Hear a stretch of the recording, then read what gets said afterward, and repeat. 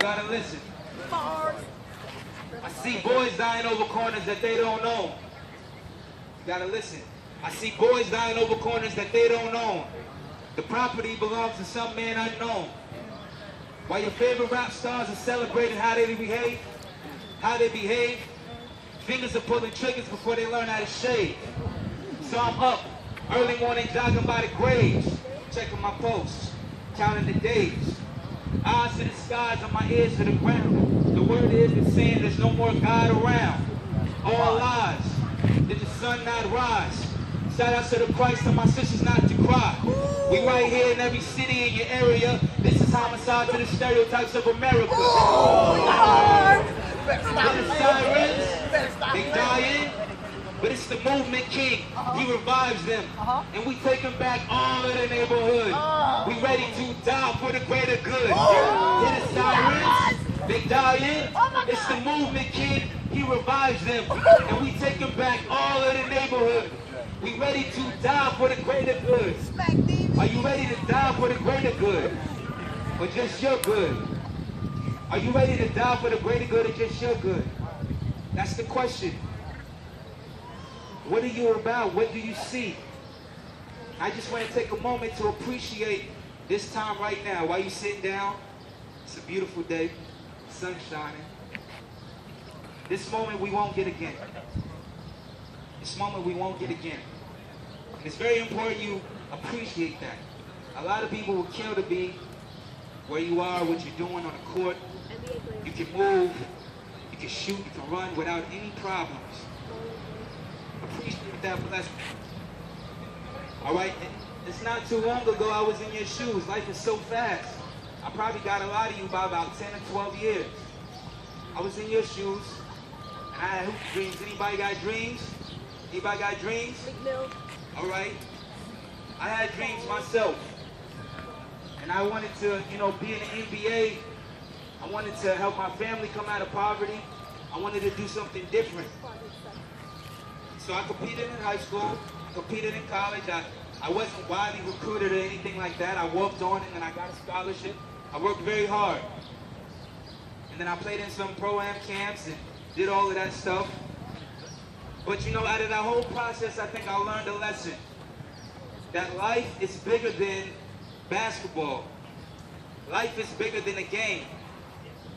And people told me that, but I didn't really understand it. I didn't really know it.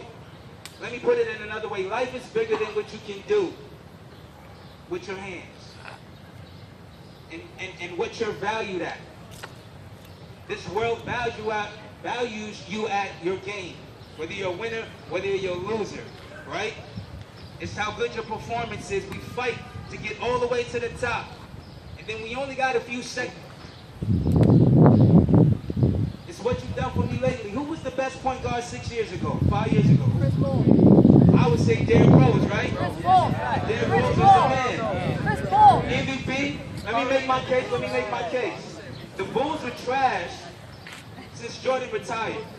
He came and resurrected that franchise, got an MVP. They said there's nobody with the speed and the power that he had. Right? He was Westbrook, he was coming up at the time. But Rose was that guy. But now look at where we're at now though. He just got traded. There's a bunch of men's jokes about his knees. Right? 6 years ago, 5 years ago, had we got Rose, we would have been celebrating. But now it's like, uh-oh, why are you giving us this guy? He's washed up.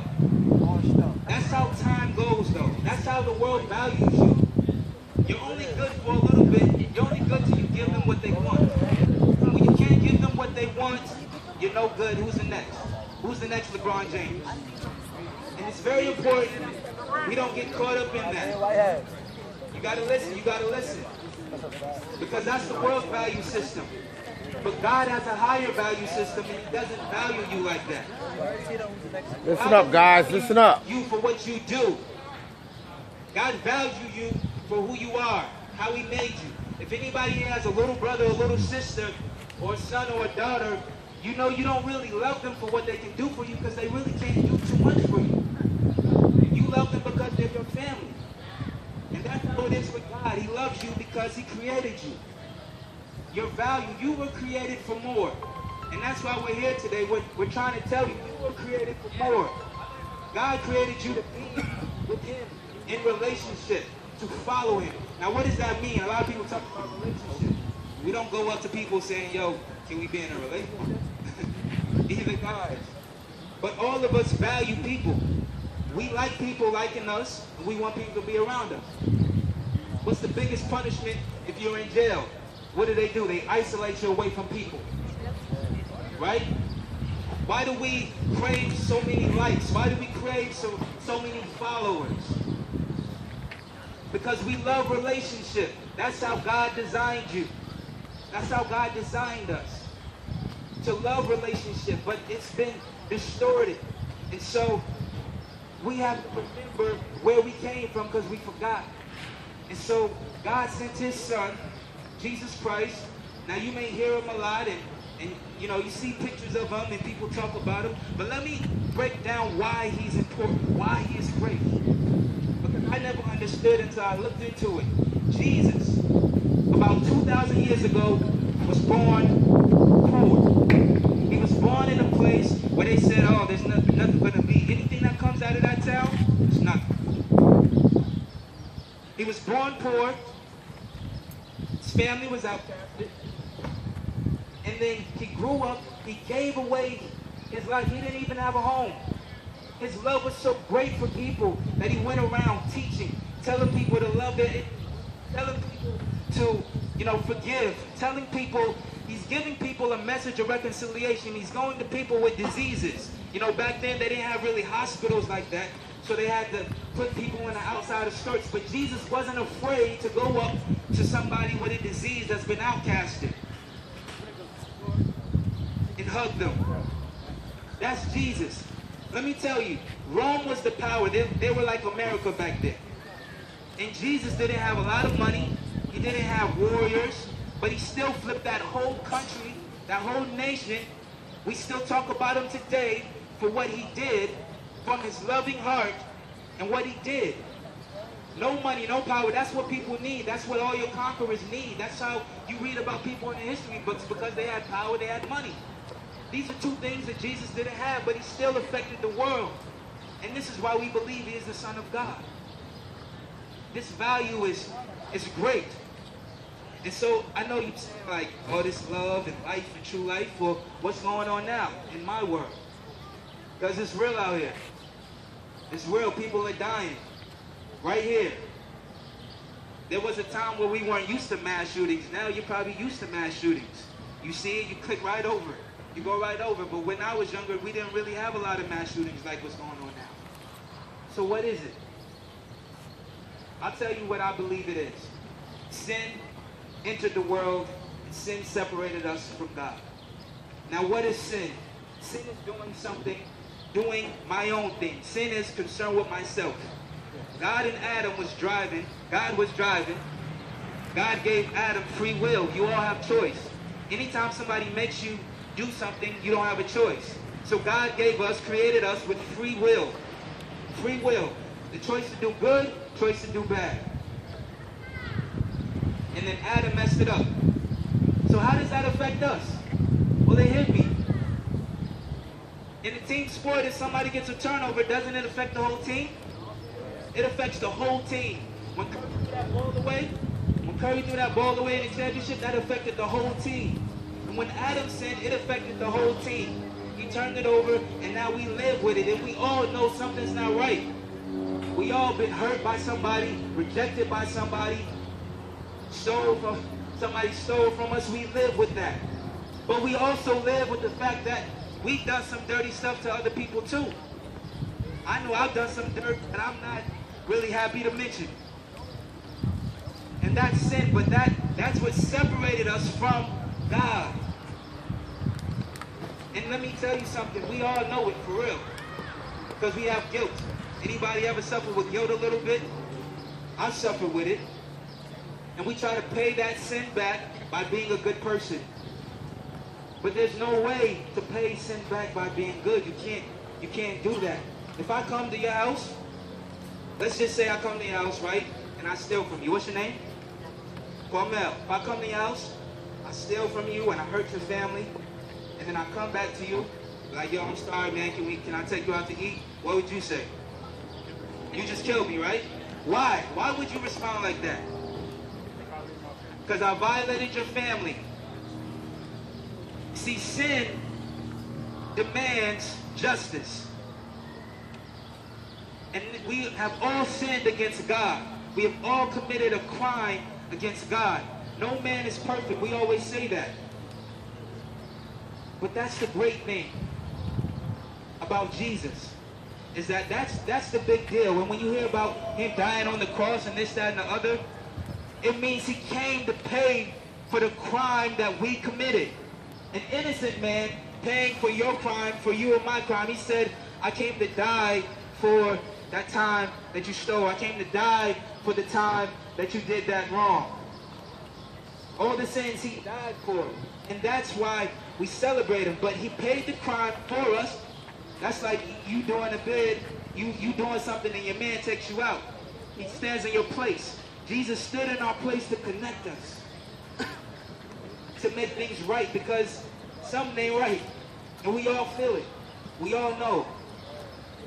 We all know that. And so this is a reminder of what true life is. And when you know what true life is, you can play this sport and have fun and not let it be your identity.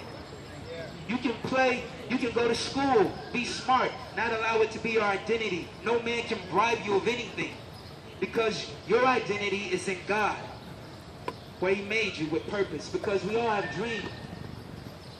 But I think that those dreams really rely on God. What we want respect, right? We want to be comforted. We want to be able to live and not have to struggle.